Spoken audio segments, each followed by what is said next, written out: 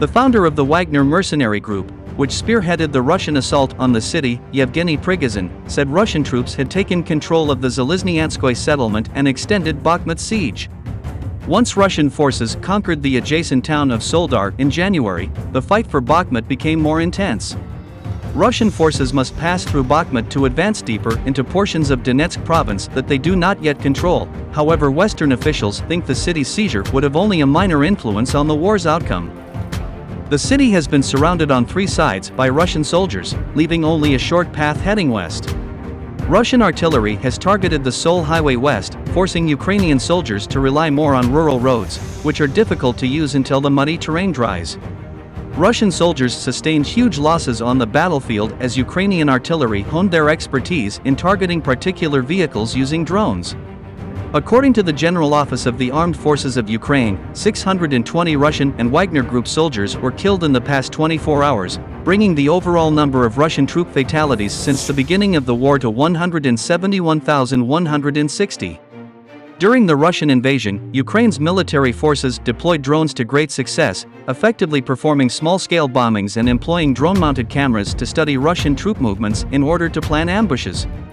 Ukrainian military employed quadcopters that dropped grenades precisely to kill many $1 million worth of Russian soldiers and tanks, continuing the success tale of drones destroying Russia's heavy equipment. There is dramatic footage of Russian troops hidden in trenches suffering direct hits from bombs delivered covertly by Ukrainian drones. This is the moment a Ukrainian drone dumps a bomb on top of a Russian soldier, forcing him to flee at the last second. The film shows a Ukrainian drone dropping a bomb on top of a Russian soldier, who is seen quickly moving out of his sleeping bag to escape being hit by the explosion. He scrambles beneath some bushes, and it's unclear whether he was harmed at the end of the video. A Russian tank, on the other hand, gets destroyed in a close-range strike in Ukraine.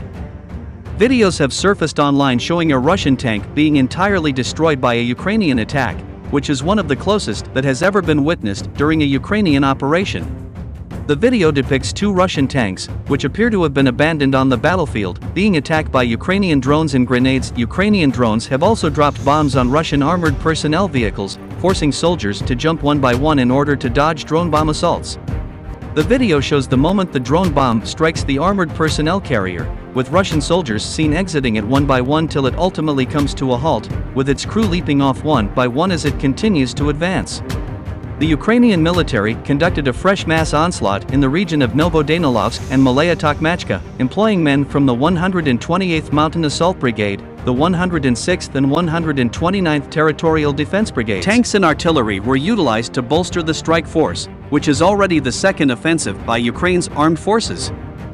Furthermore, it is quite likely that this is not an attack, but rather an effort to probe the Russian forces' defense line. Ukrainian soldiers are seen knocking out Russian personnel, an SPG-9 crew, a dugout, and an electronic warfare equipment in these photographs. The video shows Ukrainian reconnaissance personnel coordinating with an armored division to deliver target coordinates. Many Russian targets are shown to have been struck in the photographs. Ukrainian special forces also used mortars to destroy Russian soldiers near Zaporizhia.